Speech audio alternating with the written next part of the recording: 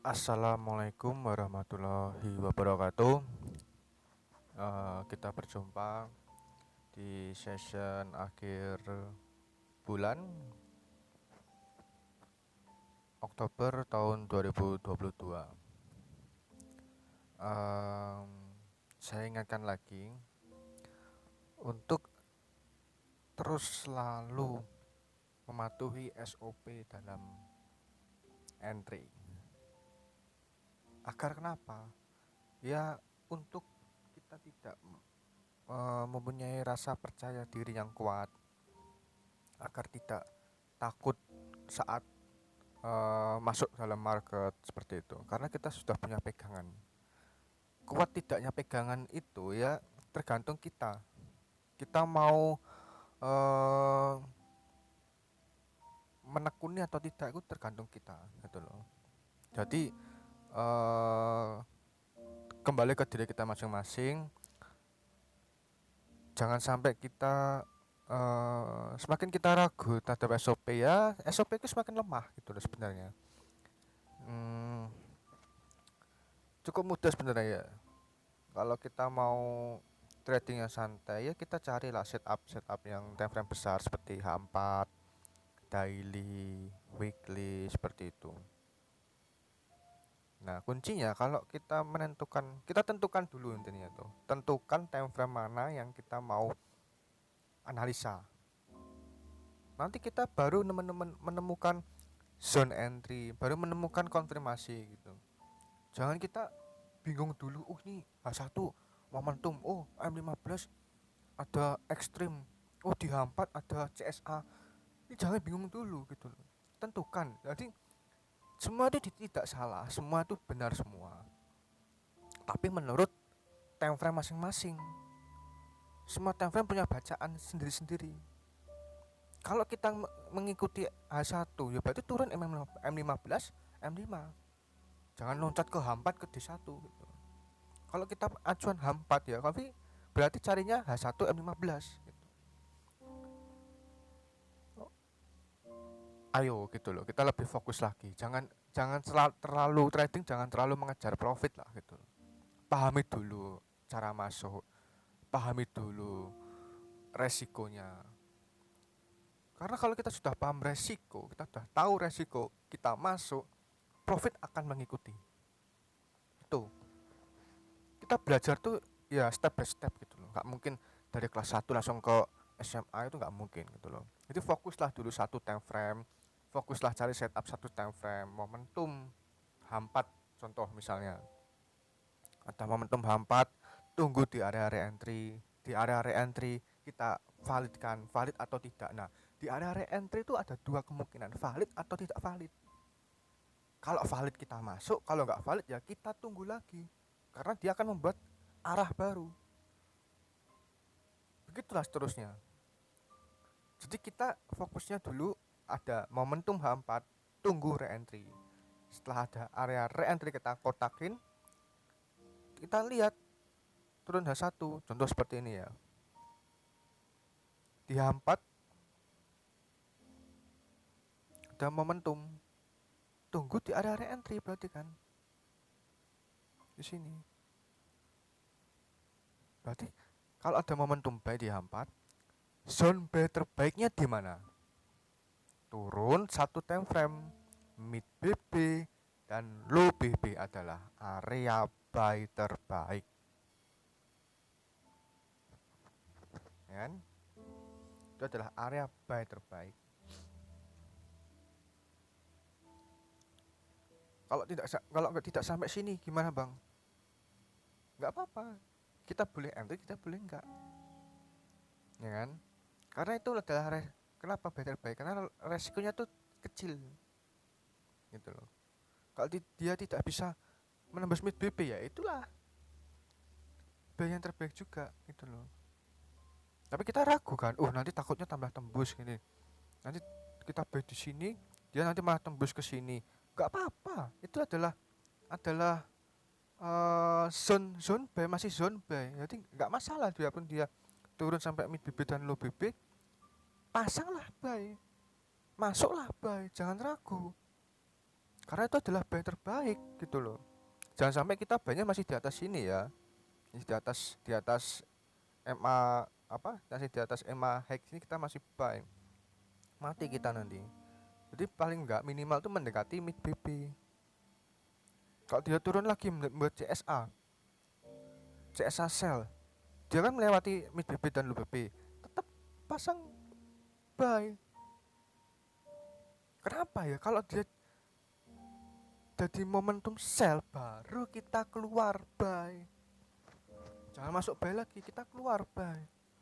Karena momentum sell ini sudah mematahkan momentum buy ini, yang artinya pergerakan buy sudah dipatahkan dengan momentum sell, kekuatan sellnya kuat. Gitu. Kita konfirmasi.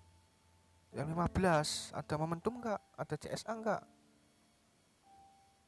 Oh, ada momentum kan? Ada CSA kan? Ini konfirmasinya. Konfirmasi buat buy. Konfirmasi buat buy. Kenapa? Karena dia tidak membuat momentum sell di diagram kecilnya. Itu adalah area buy terbaik kita. Kenapa? Dia tidak ada momentum sell, dia tidak bisa membreakout 8 garisan MA ini. Ada Bollinger Band, MA High, MA Low, dan MA 50. Dia reject. Mantul dia terbang. Kita bingung mau entry di mana. Bisa pakai bantuan Fibonacci. Tarik Fibonacci. Area sini juga boleh, momentum ke area ini, shadow terendahnya. Kenapa kita tarik bawah dari atas ke bawah? Karena ini trennya momentumnya buy. Berarti kita tarik bisa momentum buy sebenarnya ya. Bisa CSAK buy. Ini adalah konfirmasi minimal CSAK, maksimal di momentum buy. Tuh. Nah, ini momentum buy ya. Ini momentum buy keluar dari top BP.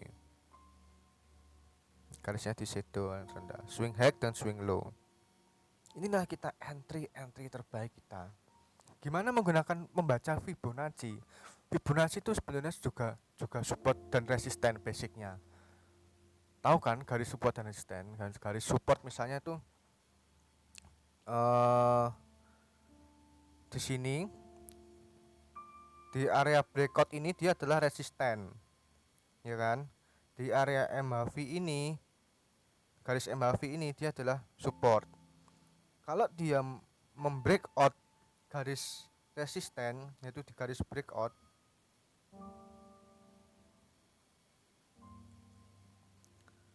dia membreakout garis ini, resisten di breakout ini, berarti resisten sudah ketembus. Bagaimana kalau dia ketembus di support resisten? Berarti resisten, garis resisten ini berubah menjadi support. Berarti kita boleh menunggu harga menawar. Biarkan dia nge-break, ya kan? Jangan kita entry. Kalau satunya sedikit, kalau satunya banyak, monggo silahkan, suka-suka, resiko kamu sendiri tapi. Nah, biarkan dia kembali lagi ke area support, yaitu di area breakout, baru kita entry, kita pullback, kita entry. Itu. Jadi biarkan dia mengebreak resisten, yaitu garis breakout, lalu kita tunggu area re-entry-nya. Kita menunggu area koreksi, mengetes lagi support, baru kita entry. Itu tujuannya di mana? Ada di TP1. Nah, setelah dia menyampai TP1 ini nanti, setelah dia menyampai TP1 ini, setelah dia menyampai TP1 ini, kita cek lagi. Dia mampu menembus enggak atau dia cuman menyentuh terus kembali lagi. Nah, seperti itu. Kalau dia cuman menyentuh, dia tidak mampu menembus, dia otomatis akan kembali ke support lagi. Jadi TP1 itu adalah resistennya nanti berubah. dan breakout itu adalah supportnya. Jika dia tidak bisa menembus TP1, tidak bisa menembus resisten, maka dia akan turun kembali mencari breakout. Seperti itu. Tapi jika dia tembus di TP1 yaitu garisan resisten, berarti dia akan menguji lagi. Jadi resistennya itu sudah berubah menjadi support. TP1-nya sudah berubah menjadi support setelah dia ditembus. Jadi dia akan menguji lagi ke support ke garis TP1. Jika dia tidak bisa mampu menembus ke bawah di TP1, berarti dia akan lanjut lagi ke atas. Berarti kita bisa buy lagi di atas. Seperti itu. Tujuannya di mana? Ada di resisten di TP2 gitu. Dia mampu nggak menembus? Kalau dia tidak mampu menembus, dia akan kembali lagi ke TP1. Tapi kalau dia mampu menembus TP2 atau resisten garisan di TP2, dia akan menguji lagi di area TP2 ini. Dia kembali, dia mengetes lagi di TP2, baru kita entry buy lagi. Tujuannya di mana? TP3 gitu loh. Nah, kalau kita entry di TP2 ini, misalnya dia sudah nge-break resisten, ya kan? Dia kembali, dia entry, kita entry buy. SL di mana? SL yang paling tipis yaitu ada di bawah garisan TP2. Itulah SL tanpa low resiko. Karena apa? Kalau dia menembus ke bawah TP2, itu artinya dia tidak mampu melanjutkan arah lagi. Tujuannya dia adalah kembali ke TP1 lagi. Seperti itu. Jadi ini adalah basic support and resistance. Support become resisten become support. Seperti itu. Jadi kita nggak usah muluk-muluk untuk menggarisi, mencari support manual gitu loh. Ini sudah hitungan Fibonacci, baik Fibonacci standar yang bawaan dari MT4 atau Fibonacci custom. Kalau yang saya share kemarin tuh hanya sampai di TP1. Nah, untuk yang TP2, TP3 ini nanti bisa hubungi saya kalau berminat untuk belajar lebih dalam. Karena ini bukan main-main gitu loh. Karena ini jangan sampai salah arah, salah penggunaan. Sebab ini resikonya sangat besar ya kalau kita entry di TP2 terus kita tidak tahu resikonya untuk keluar, ini resikonya sangat besar sekali. Saya takut gitu loh untuk membagikan sesuatu yang mempunyai resiko yang sangat besar. Karena tanggungannya ini ya sampai nanti gitu loh, sampai di bawah nanti gitu loh. Jadi ya kita jangan tergiur dulu loh, TP2, TP3 itu jangan tergiur dulu. Saran saya seperti itu. Kita pahami dulu masuknya, cara masuk, target TP1.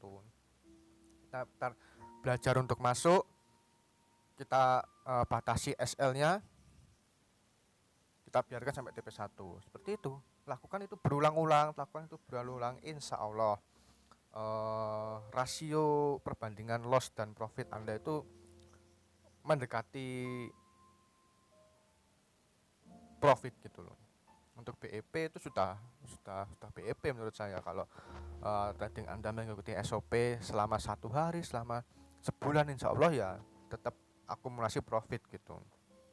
Jadi pahami dulu ya untuk Fibonacci. Untuk ini sebenarnya itu kombinasi, tanpa Fibonacci pun juga bisa, tanpa pakai BBMA juga bisa, pakai Fibonacci doang juga bisa. Ada syarat-syaratnya gitu loh. Kembali lagi, fokus di area re-entry setelah momentum minimal di H4. Terus siaga di zone entry, turun 1 time frame ada di H1, yaitu area mid BB dan low BB. Karena ini adalah re-entry buy. Valid enggak? Kalau dia tidak valid, re-entry buy tidak valid, di H1 dia akan membuat momentum sell. Dia akan membreakout ini. Dia akan membreakout di sini. Kalau kita entry buy di sini, kalau kita ternyata marketnya turun membuat momentum sell, kita wajib cut loss. Itu tanpa toleransi. Karena kalau nggak kayak gitu ya, mau sampai kapan kita sedekah ke broker gitu loh. Karena SL 10%, kita cut loss 10%, itu nanti untuk mengembalikan recovery-nya tuh sangat mudah, dan psikologis kita tuh sangat tenang. Karena kita cuma butuh 11%, tapi kalau sudah 50% cut loss SL, kita butuh 60% untuk mengembalikan, sedangkan saldo kita sudah berkurang. Bagaimana kita mendapatkan 60% itu? Ya akhirnya kita antara menghajar lot atau lot tetap tapi waktunya lebih lama lagi. Tidak efisien gitu loh. Saldo sudah berkurang malah hajar lot. Kenapa nggak dari awal kita hajar lot? Nah, jadi sabar, sekali lagi kita harus sabar, kita harus fokus. Jangan sampai kita pindah-pindah. Kita ragu nih sama BBMA, kita ragu dengan SOP ini. Cari lagi. Ya nggak akan, keraguanmu nggak akan punya kekuatan, nggak akan hilang gitu loh. Karena kamu nggak mau mencoba untuk jatuh di BBMA, kamu nggak mau uh, tersandung di BBMA gitu loh. Padahal kalau kita paham akan resiko entry di BBMA, maka profit itu akan mengikuti dengan sendirinya. Percaya deh. Gitu. Jangan ragu nih, jangan ragu. Nah ini sampai sini dia tidak ada selama ini dia tidak ada momentum sell dia satu ini. Maka ya posisi terbaik kita adalah buy. Buy di area-area mid BB dan low BB ini adalah buy. Kalau kita coba bayangkan, kita bisa buy di area ini. Terus SL kita di bawah ini adalah momentum sell. Berapa profit yang kita dapatkan antara di sini sampai ke sini? Berapa ribu pip ini? Jadi pahami lagi basicnya, lakukan terus, jangan ragu, kuncinya insya Allah profit akan mengikuti. Cukup sekian untuk penjelasan Fibonacci dan BBMA O'Malley ini. Semoga dapat tercerahkan. Video ini umumnya khususnya untuk diri saya sendiri sebagai pemantapan, dan umumnya untuk Anda untuk memahami BBMA secara pemula. Oke, sekian. Wassalamualaikum warahmatullahi wabarakatuh.